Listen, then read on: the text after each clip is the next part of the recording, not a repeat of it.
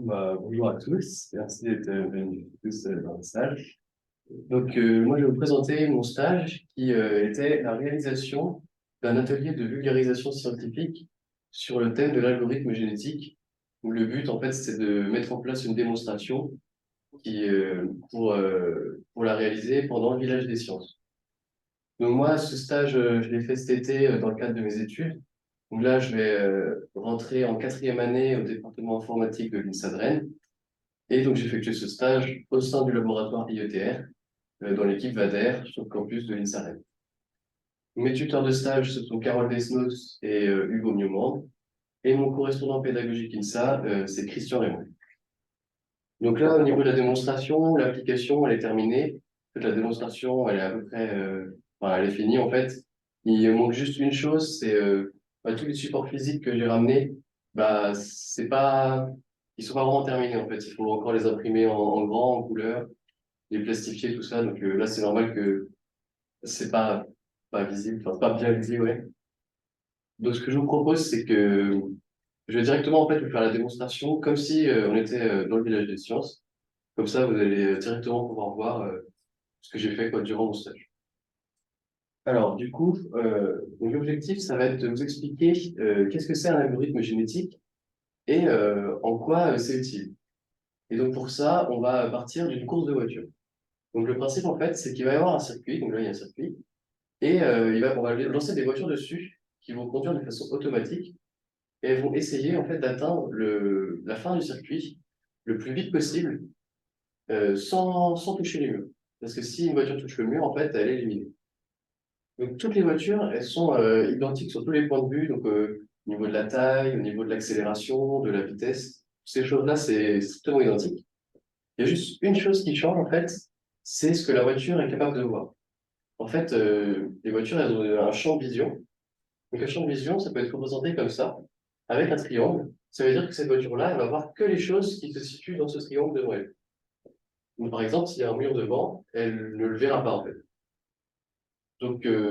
À partir de ce champ de vision-là, la voiture, elle va décider de ses mouvements à chaque instant. Et donc, on va faire une petite activité pour voir quel mouvement elle fait, en fait, en fonction de, de son environnement. Donc, par exemple, ici, on a quatre vignettes qui représentent quatre situations différentes.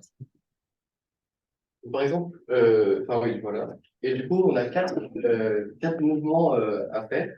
On a tourné à gauche, tourné à droite, accélérer ou freiner. Ouais, il y a un problème technique apparemment, mais du coup, c'est pas grave, on va pouvoir continuer de ce côté-là.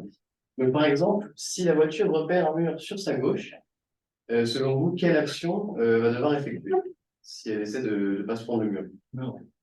Tourner à droite, voilà. Donc ça, c'est à peu près logique. Donc, on va tourner à droite dans cette situation-là. S'il y a un mur sur la droite, qu'est-ce que ce sera la réaction de la voiture? Tourner à gauche. Pour l'instant, c'est pas trop compliqué. Maintenant, ça se complique un peu. Qu'est-ce qu'on fait si on voit qu'il y a un mur en face de nous et qu'on est en train d'avancer?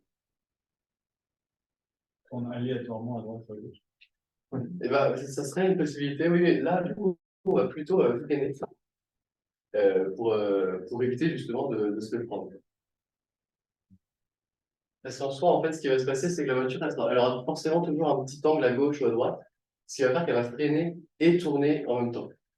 Mais du coup, oui, si on lance la voiture sur un mur qui sera droit en face d'elle, du coup, elle va prendre le mur. Et ensuite, si la voiture ne détecte rien et que selon elle, il n'y a pas de mur devant elle, il reste plus que l'étiquette de toute façon, donc elle va accélérer. Donc voilà, à partir de ça, on a donc nos mouvements qui sont définis par rapport à ce que voit la voiture. Et il y a plein de tailles de cônes qui sont possibles, enfin, de champs de vision. Donc, comme là, on a des exemples, si la largeur augmente ou la longueur, il peut y avoir plein de champs de vision différents finalement. Et on a décidé de les représenter avec des dés. Donc ça veut dire que chaque champ de vision va être représenté par deux dés. Il y aura un dé pour la largeur et un dé pour la longueur. Par exemple, si le dé de la largeur vaut 6 et le dé de la longueur vaut 1, on va avoir un champ de vision qui sera qui sera pas long et qui sera assez large. Alors qu'à l'inverse, si on a un dé qui vaut 1 pour la largeur et 6 pour la longueur, on va avoir un champ de vision qui sera plutôt fin et très long. Donc avec 2D, c'est-à-dire que 2D à 6 faces, donc on a 6 fois 6, ça fait 36 champs de vision différents. Mais du coup, ça va pas être très intéressant si on n'a que 36 voitures différentes. C'est pour ça que, en fait, chaque voiture va avoir trois champs de vision différents. Donc ça veut dire que ces champs de vision-là, ils vont évoluer en fonction de la vitesse. Par exemple, imaginons si je suis dans ma voiture, si je vais entre 0 et 50 km/h, on va pouvoir dire que j'aurai un champ de vision. Mais que si, par exemple, j'arrive entre 50 et 100 km/h, eh ben, je vais plus voir ce champ de vision-là, j'aurai un autre champ de vision qui sera différent. Et il pourrait y en avoir un troisième au-delà de 100 km/h, par exemple. Bon, après, bien sûr, dans la vraie vie, c'est pas vrai.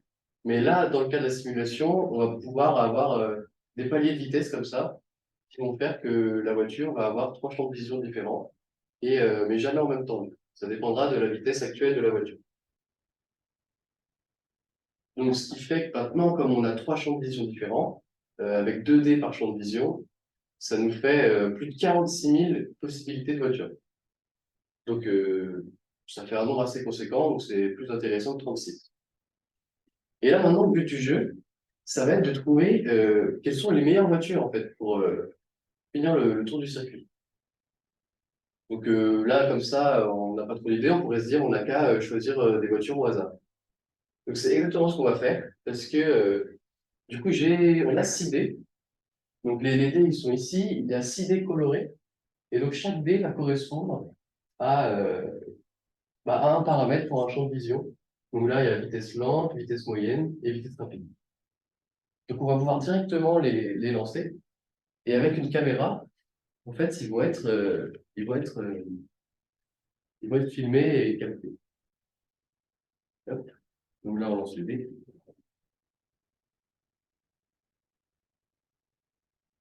Bon, donc voilà, maintenant on a choisi une voiture complètement au hasard.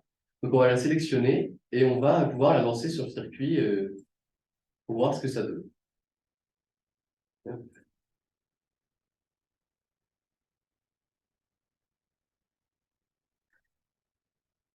Alors là, on a vraiment beaucoup de chance. Non, sur tous les essais. Mais sur tous les essais avant, en général, ça se prend le premier mur. Mais là, on a eu beaucoup de chance, on va dire. Mais c'est toujours pas un tour complet. Donc maintenant, je vais vous mettre au défi. Vous allez devoir essayer de faire mieux que le hasard, qui était très bon d'ailleurs, c'est possible. Donc ça va vous mettre au défi. Donc là, en fait, on doit remplir nous-mêmes pour trouver les valeurs des dés. Donc pour ça, on va avoir des petites étiquettes qui seront petits, grands ou moyens. Et je vais vous laisser décider du coup, pour chacun d'entre eux, qu'est-ce que vous voudriez mettre. Donc par exemple, on va commencer par le champ de vision à faible vitesse. Au niveau de la longueur de ce champ de vision-là, est-ce que vous voudriez plutôt quelque chose de grand, moyen ou petit? Petit. Est-ce que quelqu'un a une idée? Petit. On va mettre petit du coup. Au niveau de la largeur de notre vision, plutôt large, plutôt moyen ou plutôt grand? Plutôt grand. Et ensuite, pour le champ de vision moyen, Moyen. pour largeur et longueur? Bon, du coup, j'imagine qu'on va partir sur grand et petit pour rapide. Vous voulez partir sur quoi du coup pour le dernier? Grand petit. Grand petit. Du coup, on met 1, 3, 6 ou vous avez d'autres préférences pour les. Ouais. Du coup, on va pouvoir directement en fait, modifier la voiture de tout à l'heure pour mettre ce que vous avez choisi. Donc, ça va être 1, 3, non, 1, 6.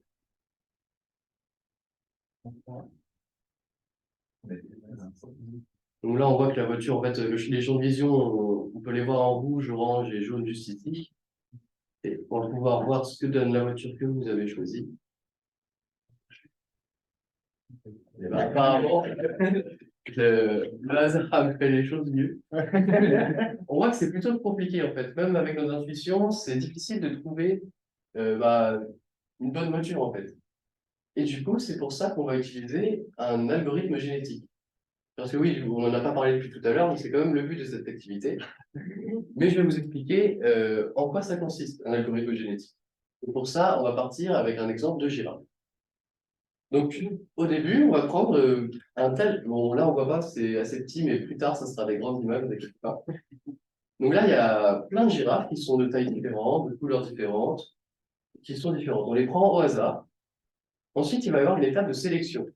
Donc, pour les girafes, ça va se faire par rapport à la taille.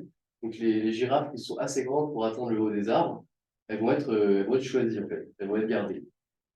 Et ensuite, il va y avoir des croisements.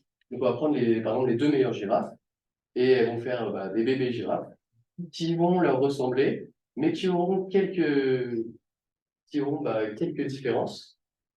Et ensuite, on va répéter avec une sélection, puis encore des croisements, puis des sélections. Et c'est comme ça qu'on obtient des girafes avec un traîneau. Et ben nous, on va faire exactement la même chose avec nos voitures, parce que nous, on veut qu'elles finissent le circuit. Donc au départ, on va prendre une population avec des voitures qui ont des champs de vision complètement aléatoires. On va les faire rouler sur circuit et on va les sélectionner. Donc les voitures qui vont se prendre les murs ne vont pas être sélectionnées, mais celles qui vont aller plus loin vont l'être. Et ensuite, ça va être le même système. On va faire un système de croisement. Les voitures vont faire des bébés, en quelque sorte. Et du coup, on aura des champs de vision similaires, mais quand même un peu différents. Et ainsi de suite, normalement, si tout passe bien, on devrait avoir des voitures qui arriveront à faire le tour du circuit assez facilement. Donc, ce que je vous propose maintenant, c'est qu'on n'a plus qu'à lancer la simulation pour voir ce que ça donne. Avec, par exemple, 40 voitures.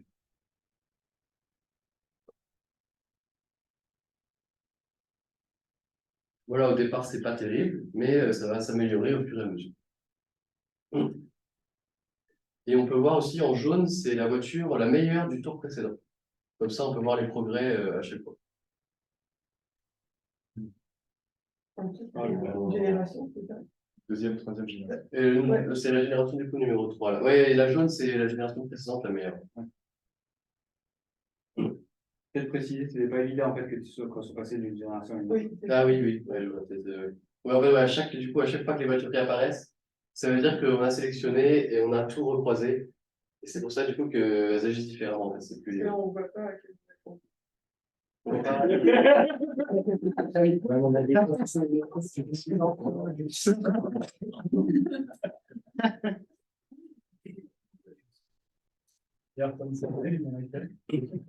Dans la jaune.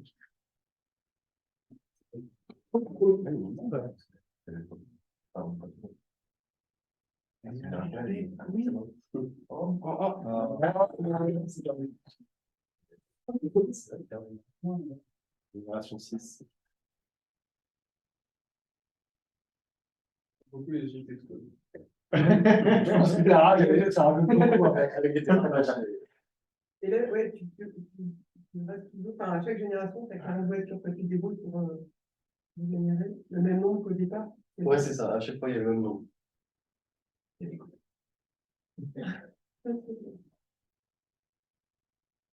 Mais d'ailleurs, on peut tout à fait, quand on veut, on peut modifier, on peut tester avec plus ou moins de voitures. Si tu relances la simulation, c'est déterministe ou tu régénères les nombres aléatoires? On peut faire une autre. On peut régénérer de façon aléatoire et faire quelque chose de totalement différent. Mais sinon, c'est totalement déterministe avec un système de seed et tout. Si on veut vraiment refaire la même chose. Donc c'est pas mal pour préparer la démo et pas se faire avoir sur le premier point. La démo, tu l'avais déjà fait avec Ouais, ça fait déjà. En fait, il y a plusieurs circuits différents et à chaque fois qu'on arrive sur un circuit, il y a une simulation qui marche bien qui est déjà prête. Ouais, ça, c'est planté. Parce que c'est un départ, il y a pas de- Ah oui, d'accord.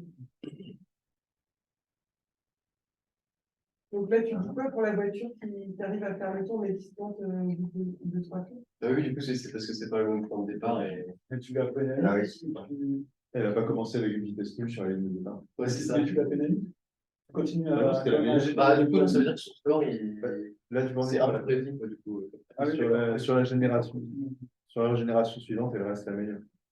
Et oui, la question, c'est s'il y en a deux qui réussissent. Elles font genre 5 tours, il y en a une qui plante et l'autre elle en fait 6 et elle plante. Bah, si c'est ce qu'elle fait 6 tours, on aura plus de, enfin, ça sera la meilleure et elle aura plus d'impact.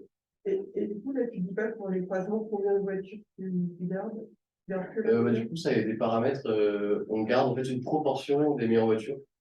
D'accord. Et on va dire, c'est dans ce paramètre-là. Du coup, là, on conserve 20% des meilleures voitures. Mais en fait, c'est pas que les deux meilleures qui sont gardées, c'est une proportion. Et du coup, on peut tout à fait changer tous ces paramètres comme on veut. On peut changer, on peut afficher aussi les champs de vision. On peut changer la vitesse. On peut Tirer les explosions, ce qui est plus mauvais. ouais, on peut- Et du coup, là, on voit les trois champs de vision différents. Donc, rouge, c'est quand c'est rapide. En fait, la ligne qui est en gras, c'est la ligne actuelle en fait, de la voiture. Après, là, du coup, comme c'est un peu rapide, on On va a pas superposé,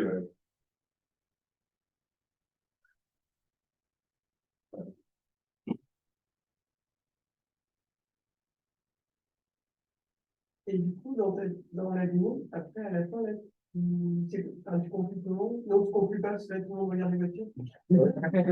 Là, comment on fait avec ça, en fait? Ouais, du coup, comme vous l'avez vu, l'algorithme génétique il est assez efficace dans ce cas-là. Et du coup, voilà, on a réussi grâce à ça à trouver certaines des voitures qui sont les plus performantes sur le circuit. Mais après, il n'y a pas vraiment de. Et est-ce que tu parles d'intelligence artificielle ou pas du tout? euh, Techniquement, ça en est un peu entre guillemets, mais. Pas complètement. Oh, mais c'est pas mal. Oui, c'est de l'apprentissage par apprentissage des spécialistes. Ouais, c'est de l'apprentissage. Ouais, c'est de l'apprentissage machine. Ouais. C'est une forme de machine. Ou c'est de l'optimisation aussi, je sais pas. Ouais, moi, ça m'a beaucoup gêné parce que, mais bon, le mot optimisation n'a jamais été prononcé. ouais. Parce que, en fait, là, tu résous un problème d'optimisation combinatoire. Oui. Ouais, c'est un peu ça, ouais. Ouais. Mais après, c'est le problème, enfin, c'est que pour les gens qui sont un peu scientifiques, on peut-être. Enfin, moi, le mot optimisation, je trouve que le début a été un peu compliqué pour moi. Parce que je ne sais pas si tu as bien défini le problème qu'on devait résoudre. Oui, c'est ça, oui. C'est ça, oui. Le fait de Au départ, je vais dire à la fin, ouais, chercher la meilleure. on les deux. Ouais, On ne demande pas une expression du problème d'optimisation. C'est vrai, on a peut-être le dire au début. Ouais. La meilleure voiture, ouais. Tu cherches à trouver la meilleure voiture et ça a énormément de solutions.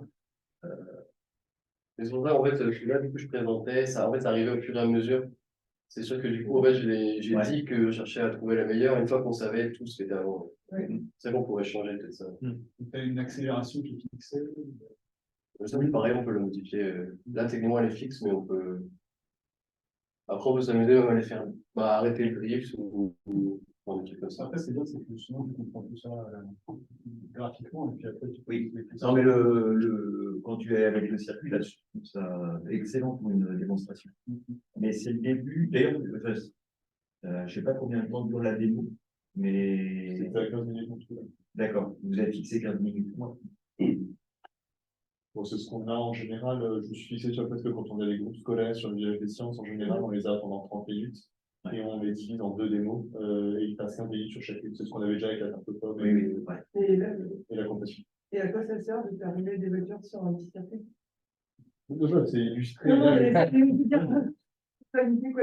Ah, T'as dit à quoi ça sert, les algorithmes génétiques? Ah oui, ça sert juste à faire rouler des voitures. Ah oui, faut dire que c'est de l'illustration, ouais. Après, on peut. Bah, quoi, peut-être tu génères des Non. exemples un peu de la. Ouais.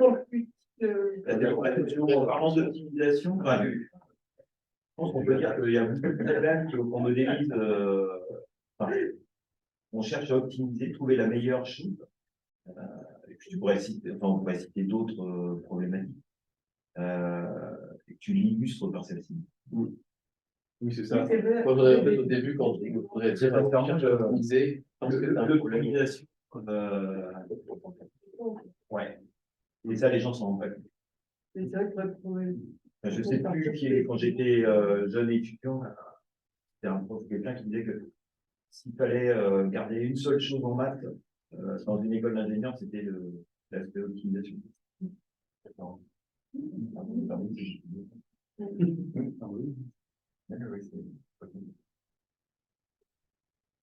Oui, mais juste. La dernière fois, vous m'avez parlé de ce projet-là, vous parliez de marketing, vous l'avez complètement enlevé. On peut toujours montrer quoi. On peut, là, en fait, on pourrait sélectionner. En fait, après, une fois que c'est fini, en soi, on peut faire à peu près tout ce qu'on veut. Là, on pourrait On sélectionner toutes les voitures qu'on avait. Là, tout à l'heure, j'ai sélectionné les meilleures voitures des dernières générations. Donc là, celles qui tournent, c'est uniquement les meilleures des dernières générations. Donc ça Ah bah, permet donc de c'est voir. directement changer. Ouais. Et après, on peut s'amuser à changer de circuit. Et là, c'est les meilleures voitures qui avaient été entraînées sur l'autre circuit. Et on voit que sur un deuxième circuit, bah, finalement, il n'y a pas tant d'overstepping que ça, dans le sens où elles s'en sortent assez bien. Voilà. On peut quand même relancer, voilà, on peut quand même relancer un apprentissage, c'est ce qui se passe maintenant. Et il part des voitures précédentes. Ouais, c'est ça, en fait, on peut moduler. Là, il y a 7 cartes comme ça. Et Donc là, l'accélération est la même, mais le pouvoir est plus fort. Il y en a une qui a triché qui a coupé. c'est pas ouais. D'accord. Il faut faire la boucle pour. Bah, la stratégie de conduite est la même, mais le circuit et les paramètres de la voiture sont légèrement. Qu'est-ce qui a changé? C'est juste le circuit. Oui, principalement. Ça dépend, il y a des circuits où, en fait, pour que les voitures le réussissent mieux ou pas trop bien, il fallait changer l'accélération, par exemple. Mais c'est vrai que ça peut être sympa de parler d'apprentissage, parce que c'est quelque chose dont les gens entendent parler. Ouais. Donc ça. Et ça, c'est le circuit si on veut attirer les gens sur le stand. C'est bon? Faut mettre ça et puis il faut juste laisser et les gens vont être devant. Il y a des checkpoints, c'est ça? Sur celui-là, non, le but du jeu, c'est la meilleure voiture, c'est celle qui fait le plus de distance. Dans le temps imparti.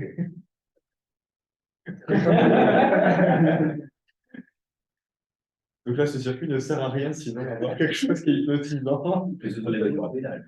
Voilà, c'est ça. Mais par définition, en algogénie, que ça converge forcément vers l'optimal ou des fois. Et du coup, ouais, en fait, c'était qu'est-ce qui joue, qu'est-ce qui amène à.